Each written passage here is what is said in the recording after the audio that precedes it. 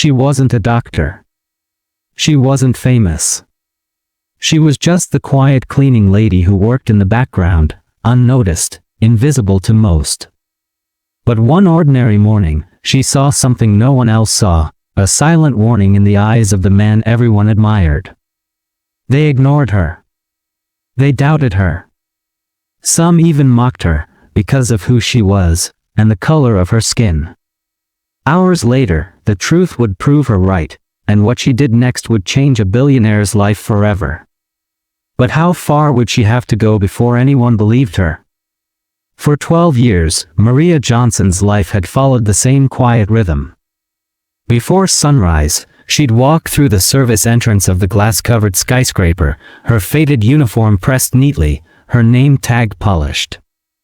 She knew every corner of that building, the echo of the marble lobby, the scent of fresh coffee drifting from the executive floors, the silent hum of wealth all around her. To most, she was invisible. A shadow that swept floors, emptied bins, and vanished before the meetings began. But Maria noticed things, tiny details others missed. And on one crisp autumn morning, she saw something strange in the billionaire CEO's office. Something that didn't fit. She didn't know it yet, but that small observation would pull her into a storm of doubt, prejudice, and danger, and force her to risk everything. Maria's mornings were always the same, until that day. She was dusting the shelves in the CEO's private office when she noticed it, his hand trembling ever so slightly as he reached for his coffee. His usually sharp eyes looked tired, unfocused. She thought nothing of it at first, but as she worked, she saw it again, and again. A flicker of concern crossed her mind. Maria had seen illness before, her mother had suffered a stroke years earlier, and she knew the subtle signs. The drooping eyelid. The sluggish movement in one arm. The way the right side of his mouth didn't lift when he smiled. It was all there.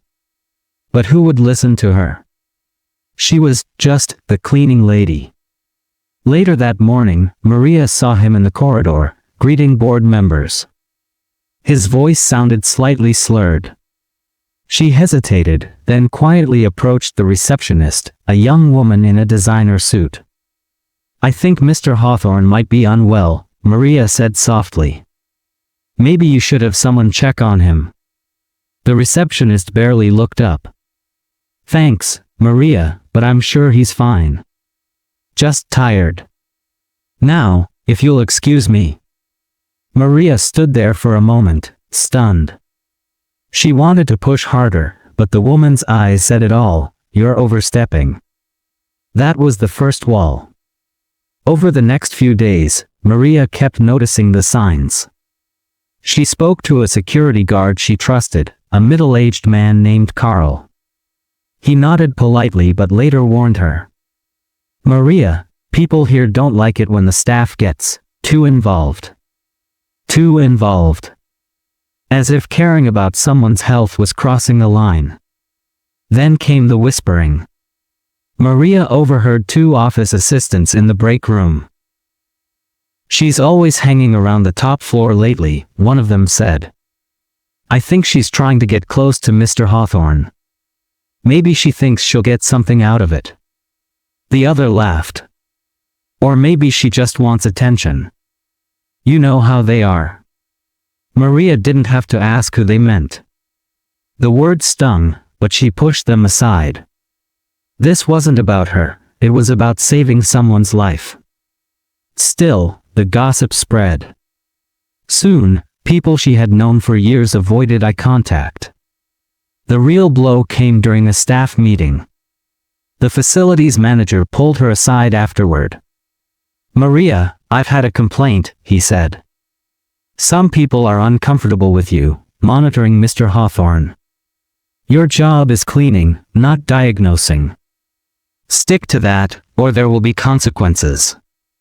Consequences. She went home that night with her stomach in knots. Her teenage son noticed. "Mom, you okay?" he asked. She forced a smile. "Just tired."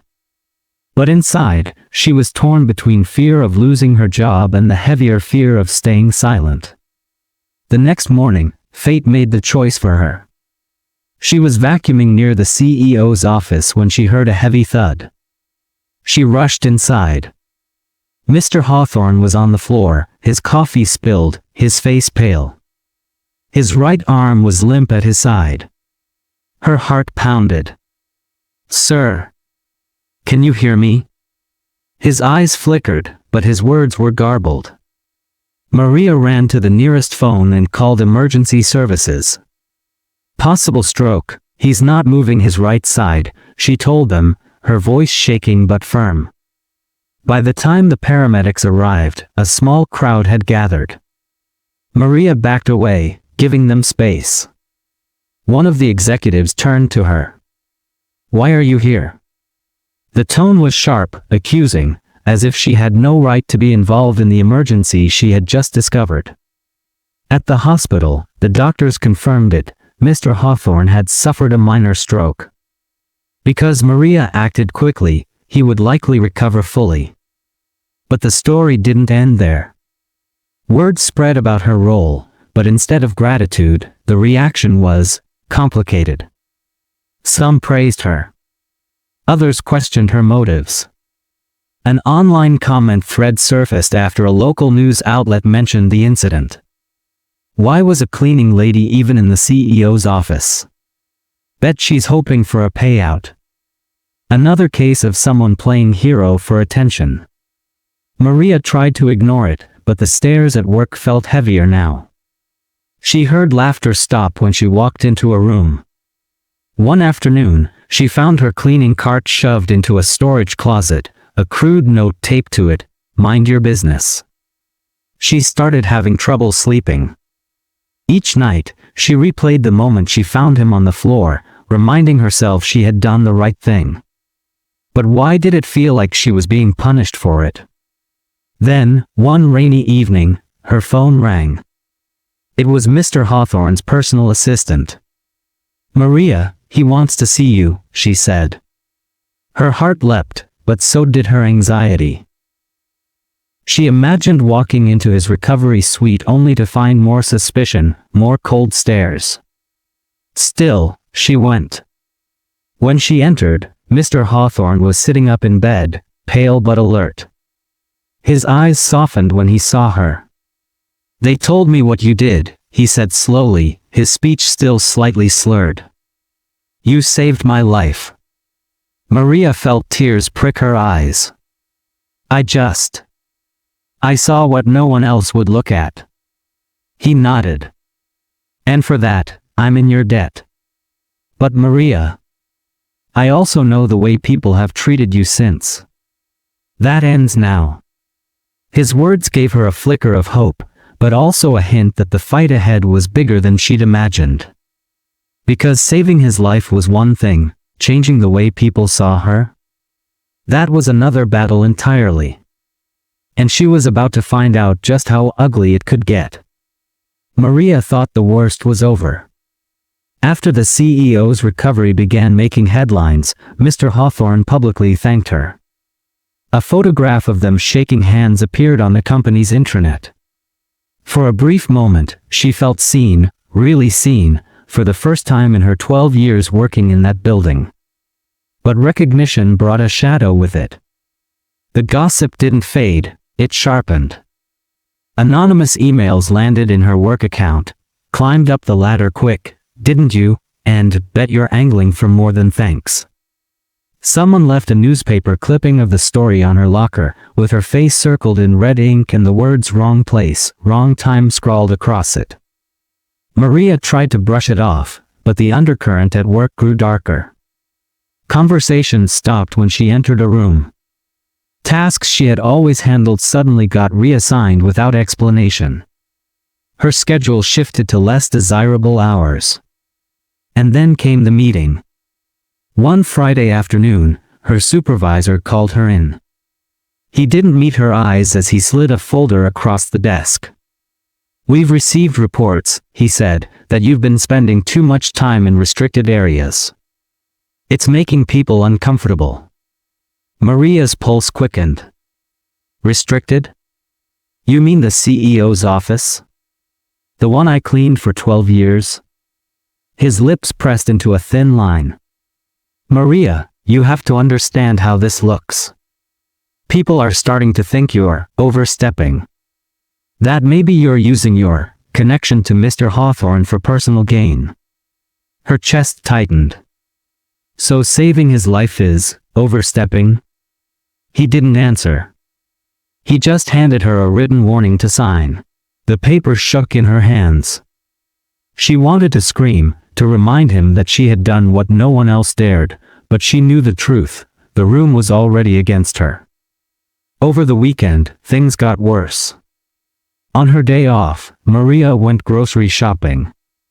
As she walked down the produce aisle, she felt it, eyes on her. Two women from the office stood by the apples, whispering.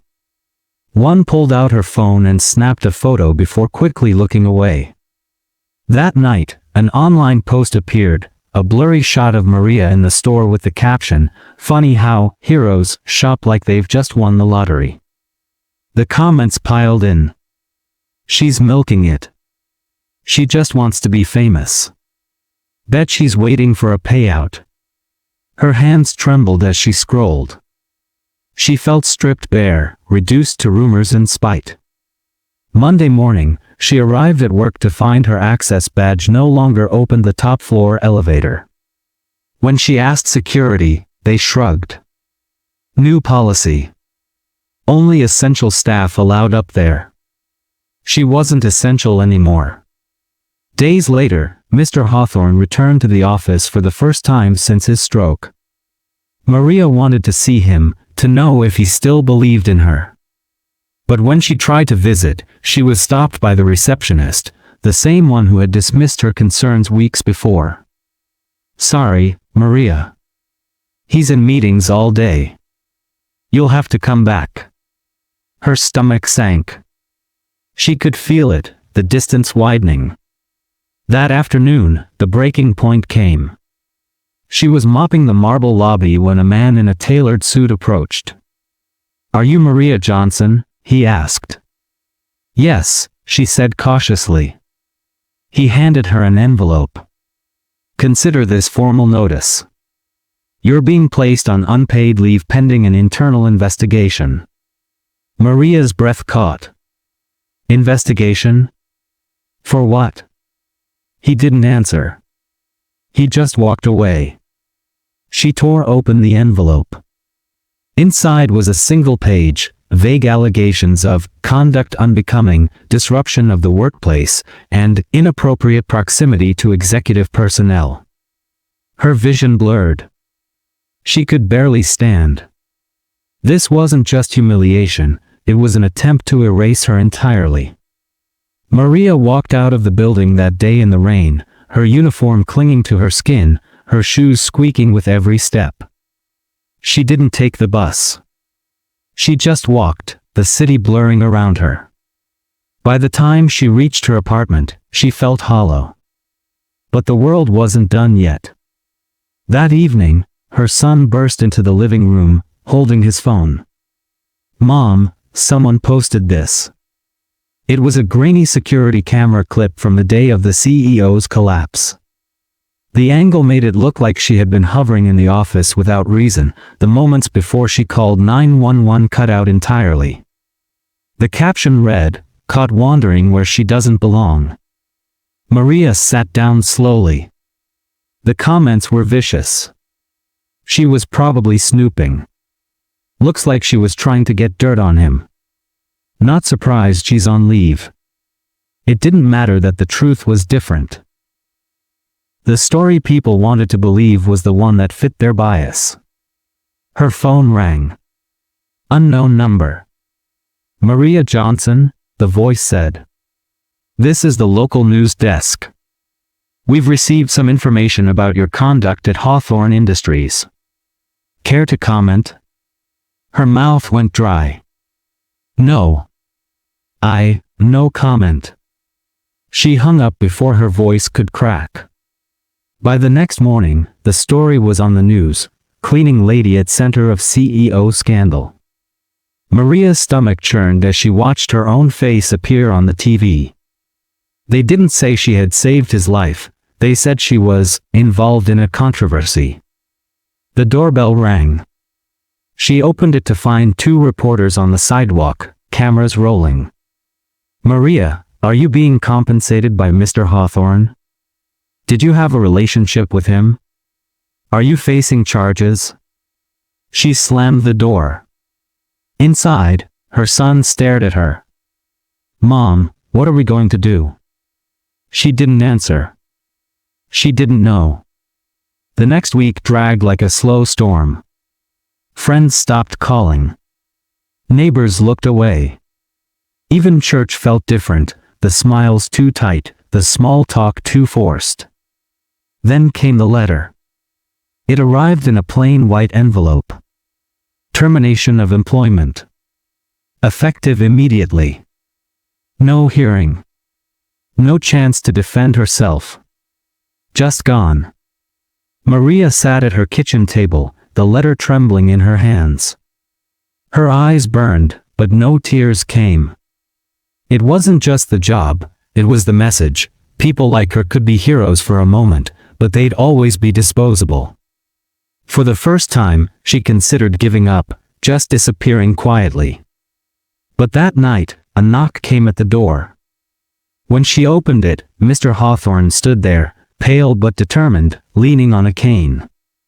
Rain dripped from his coat. "Maria," he said, "we need to talk." Maria stood frozen at the doorway, the rain pooling at Mr. Hawthorne's feet. "I've been away too long," he said quietly. "And I didn't see what they've done to you." Inside, over a cup of tea, he listened. Really listened. Maria told him everything, the whispers, the warnings, the public shaming, the day her badge stopped working, the online posts that twisted the truth. She spoke without bitterness, just exhaustion. When she finished, he leaned forward. "Maria, you didn't just save my life. You reminded me that we're all capable of seeing what others choose to ignore. And I failed you by letting them turn that against you." The next day, Mr. Hawthorne called a company-wide meeting. Cameras flashed as he stood beside Maria in the same marble lobby where she had been handed her suspension notice. "This woman," he began, his voice steady, "acted when no one else did. She saw what others dismissed. And she did it while facing prejudice most of us will never understand. She is not a scandal. She is a hero. And anyone who treats her otherwise does not belong here." The applause was real, but Maria could still feel the stares, the ones that didn't clap. Racism didn't vanish with a speech. It never did. But now, the truth had been spoken in the very space where lies had been whispered. Mr. Hawthorne reinstated her with a promotion and pay raise. Yet Maria knew the victory was bittersweet. The damage done to her name, the comments online, the nights she had lain awake questioning herself, they couldn't be erased. Still, she chose to return. Not because she needed the job, but because walking back into that building was a way of saying, "I'm still here. You didn't break me." Weeks later, life began to settle into something resembling normal. But Maria's view of the world had shifted forever. She had seen how quickly people could decide who you were based on the color of your skin, how fast a good deed could be twisted into suspicion. And she also saw something else, how silence feeds injustice. How looking away, even for a moment, can cost someone their dignity, or their life. Maria didn't tell her story to become famous. She told it so no one else would have to live it. Because this wasn't just about one cleaning lady and one CEO. It was about every person who's ever been doubted, dismissed, or dehumanized for who they are. It was about the quiet ways racism survives, in the break rooms, the boardrooms, the online threads where hate hides behind anonymity. Maria's courage saved a life. But it also exposed an uncomfortable truth, that in the moments that matter most, doing the right thing isn't enough if the world refuses to believe you. So the question is, how many more Mariahs will it take before we stop doubting them? Before we stop letting prejudice decide whose voice matters? Because heroes don't always wear capes. Sometimes, they wear cleaning uniforms. And they're watching, not for glory, not for gain, but for the warning signs we'd all see, if we cared enough to look.